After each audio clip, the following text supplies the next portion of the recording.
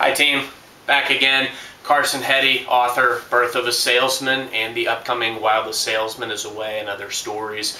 The topic today, battling burnout and earning and securing the promotion. Burnout. Ladies and gentlemen, burnout is probably the most misdiagnosed and overused diagnosis in the history of mankind in the workplace. Quite frankly, coming out, hitting objective twice, maybe 2 months in a row, and then thinking you've mastered everything and you're ready to be promoted is one of the most overseen, overused things I've ever encountered. The bottom line, burnout. I've experienced real burnout in a job, and really what I think burnout is when there is just a dead end. There's no ifs, ands, or buts. There's no ways to get above where you are, whether it's an inept supervisor stopping you, whether it's shady corporate politics, whatever the case may be, these types of things that you cannot combat. And when you've completely mastered the job. Now see, the key thing is, and this goes hand in hand with actually earning that promotion, you may be qualified. And it kind of goes in line with, let's say you go out and you apply to 5 jobs online, and you get back that generic response that says, we found somebody more qualified or more closely aligned with the position. That's a generic response. They may not have even looked at your resume. The thing of the matter is these hiring managers, these HR people, they are so overworked, it is unbelievable. That's why a lot of these companies these days have found ways to just break this down and dumb this down and filter out as many people as possible. They have keyword systems in their computer database that will weed you out. No, human eyes may not ever see your resume. And if you're working in a department of 50, 100, 200, 500 people, being numero uno out of all of that is quite an endeavor. It doesn't all matter about your sales numbers. It doesn't matter about your results. It doesn't necessarily matter that you had the best productivity.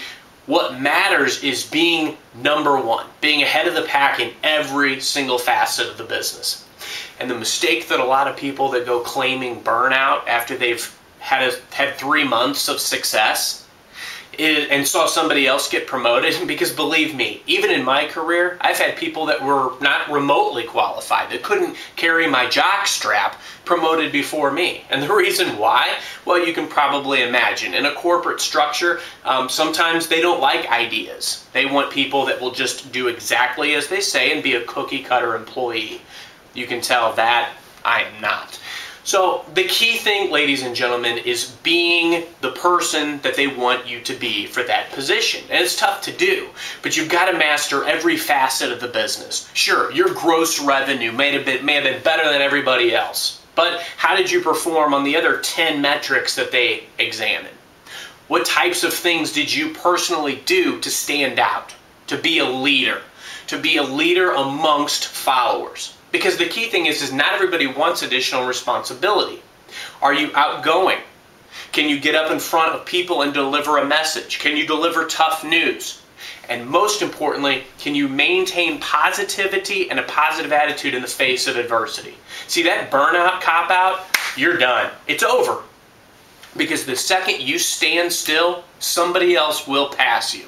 I don't care who you are or what you've done.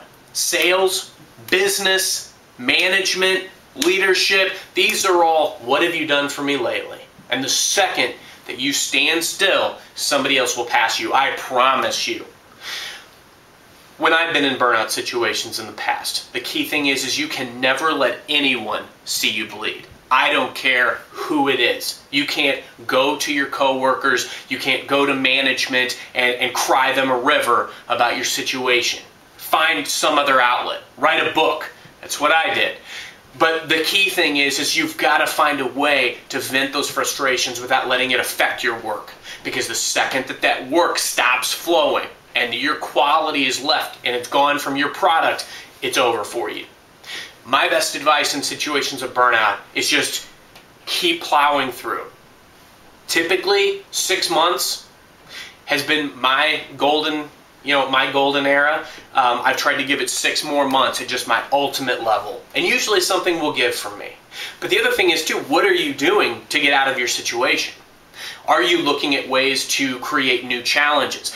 Michael Jordan, greatest competitor probably that's ever lived. The reason why, I've read a lot of the books about him, obviously watched all the movies, even Space Jam, and the key thing is that what did he do? Obviously he was the best of the best. He was winning title after title after they finally got over the situation of the Pistons in the 80s. So the key thing was for him was he had to continue presenting himself with challenges. He also was presented new challenges by Phil Jackson. So the key thing is you've got to continue to present yourself new challenges.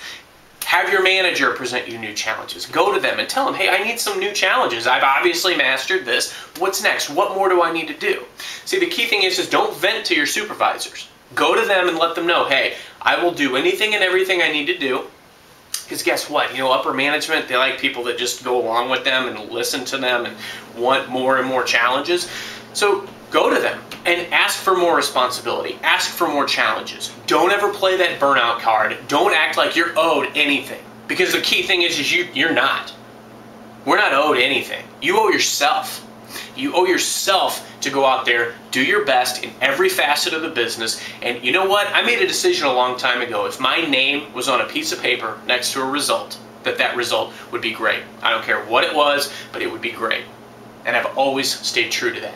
No matter what situations I was dealing with in my business life, in my personal life, burnout issues, or all the unfair things that I saw around me. You're not going to ever be able to control those things. But if you're number one in a field, or one person in a field of 100, 200, 300, 400, 500 people, you've got to be the best. You've got to be the top 1% out of all those people. And it's not all about the result. It's not all about what you did the last 6 months ago. What matters is here and now. Are you the best choice for that job or not? Because if you are, you got a decent chance of getting it. If you're not, you definitely won't.